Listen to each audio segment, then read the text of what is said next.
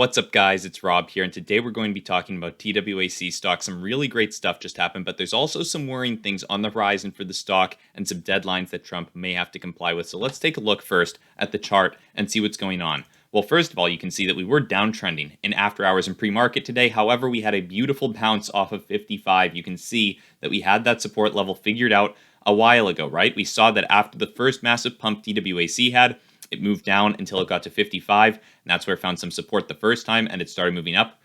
Since then, we have downtrended a bit. We hit 55 again, and we very beautifully bounced off it. You can see that we struggled right there for a bit.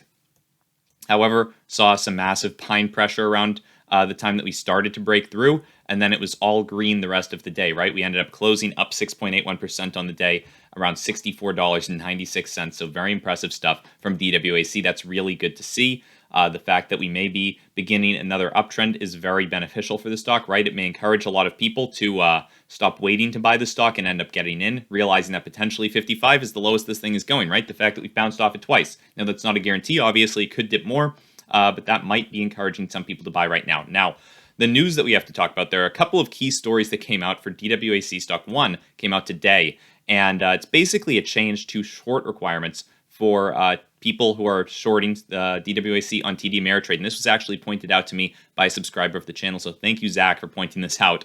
But basically, some securities with increased margin requirements and trading strategies limits are listed here, and one of the symbols is DWAC, right? That and CAR, another hot stock of the day. But what we care about is DWAC being one of these stocks, and the key piece of information that you have to glean from this is that short selling is not allowed at this time. So TD Ameritrade is no longer allowing people to short DWAC stock, which is obviously bullish.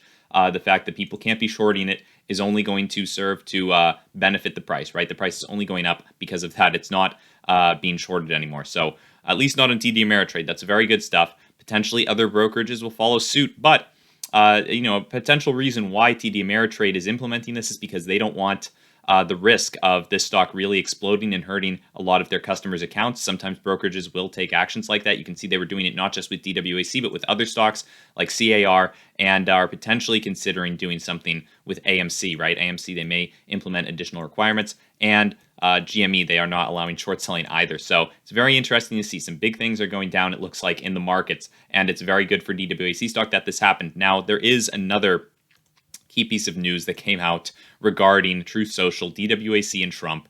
And unfortunately, it is not bullish for the stock, right? This came out last Friday, and essentially, it's that Trump's Truth app gets a formal demand to stop violating the software license. Now, I don't believe it's confirmed 100% that any violation was actually taking place. At least that's how it seems in the article, but I've broken it down for you guys, and we're going to go through it and see what you guys think. So basically, Trump's new Truth Social network is in violation of the software license it's built on and must get in compliance the holder of the license demands/claims this week. And essentially, the holder of the license believes that an early version of Trump's network was using open source software that he developed called Mastodon. Now, I'll pull up Mastodon's site. It's right here. You can, sign up for an account and all that. It's basically a social media network that uses open source code that allows other social media apps to use it as well. And if you look, here's Truth Social's website. If you guys have never seen it before, here's what it looks like. You can join the waitlist. It's not actually launched officially yet, right?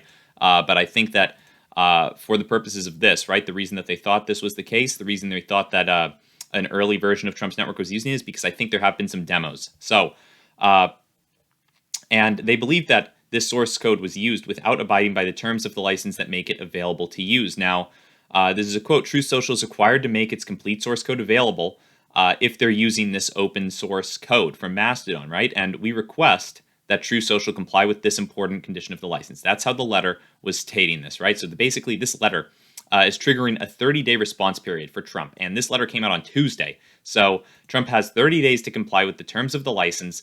And the license mandates that people who use the code for their own projects, including Truth Social, make a copy of the altered software publicly available. So basically, what this means is that Trump is either, going to be required to reveal his code or not use Mastodon's source code to begin with, right? So Truth Social doesn't appear to have revealed their code yet. And if Trump refuses to comply with the demand within the 30-day period, that could result in the license being revoked and an eventual legal action from Mastodon, because I believe the license being revoked, I mean, it's not like they can actually pull it out of Trump's code, right? They would then have to sue Trump if they actually wanted that to be legally required of him to take it out of the code. But another option could be to cease use of the code.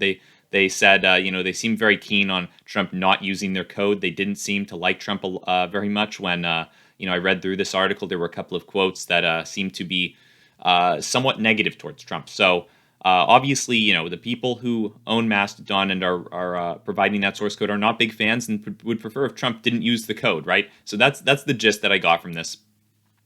So Trump basically has two options, right? He can either stop using the code entirely, right? If, allegedly using the code. We don't know for sure, I don't believe. They would obviously have to investigate it a little bit more. I think that they're just gleaning that it looks very similar to Mastodon's site and, probably is using that code, right? I assume that coders are pretty good at telling which code is being used for certain sites, but you could either stop using the code or he could reveal his source code as is part of the license for the open source Mastodon code. So there are a couple of options he has there.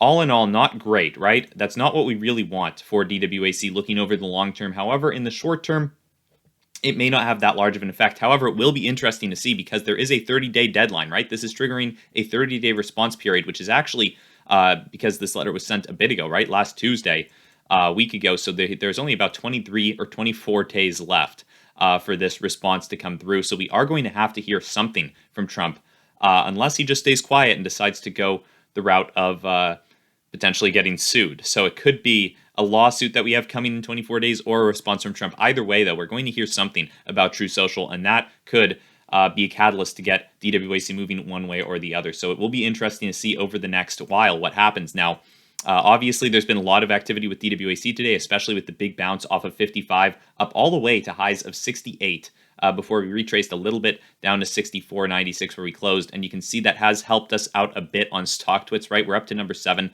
I believe that we were trending a little bit lower before this massive run. And you also see that PHUN is up to number 10, which we'll talk about in a different video. We'll cover that another time.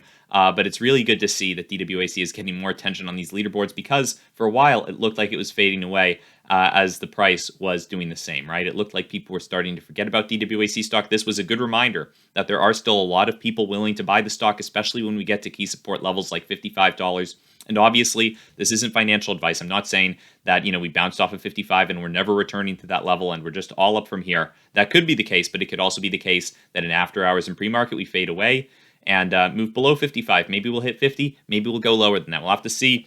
I'm still bullish on DWAC. I'm still holding my shares. You can see I'm up about 6K overall. I bought 150 shares at 24.18 and up 600 on the day after all this bullish momentum happened. So good stuff with DWAC. I'm very happy with it. I'm still holding my shares. I'm eagerly awaiting what Trump responds with regarding this potential lawsuit that could be going on about the code. So it's very interesting to see that kind of stuff, and we'll have to keep updated with it. If you want to stay updated, feel free to join us every morning at 9 in the live streams. We do morning live streams from 9 to 12 every day, covering all kinds of stocks, not just DWAC, but a bunch. So other than that, guys, hopefully you'll join us there. But other than that, have a great day. I'll see you in the next one. Bye.